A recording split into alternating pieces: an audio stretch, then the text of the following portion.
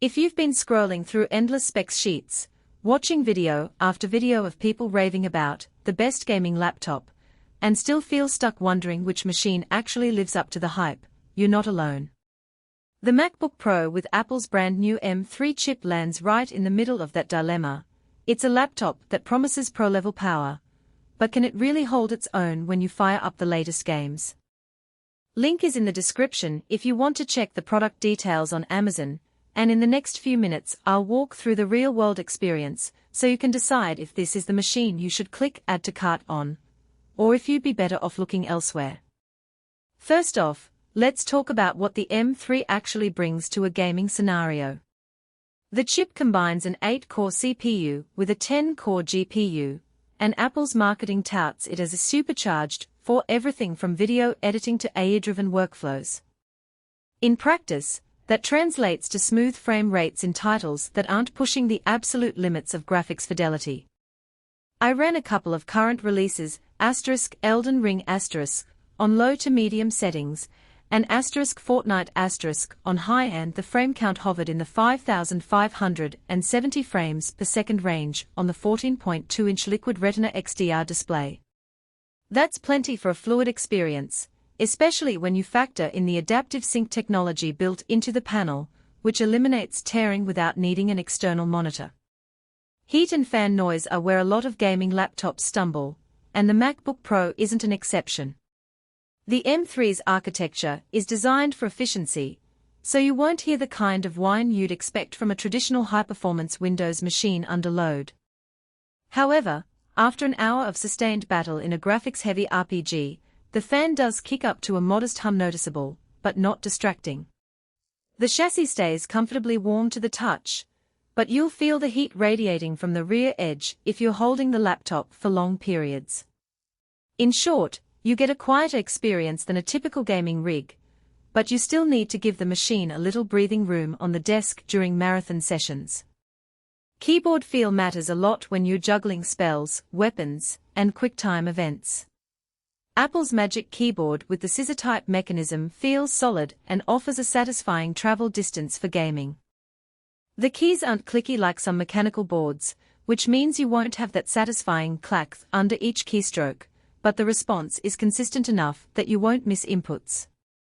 The backlighting is uniform across the whole layout, which is a small but nice touch when you're playing in a dim room. If you're used to a mechanical keyboard with tactile bumps, you might find the feel a bit muted, but most gamers who have tried it say the trade-off is worth it for the overall sleekness of the device. Battery life is where the MacBook Pro truly shines, even if you're using it for gaming. Apple claims up to 22 hours of mixed-use endurance, and while gaming drains power faster, I still managed about 56 hours of continuous play before needing to plug back in. That's impressive compared with most gaming laptops that drop below 2 hours under similar loads.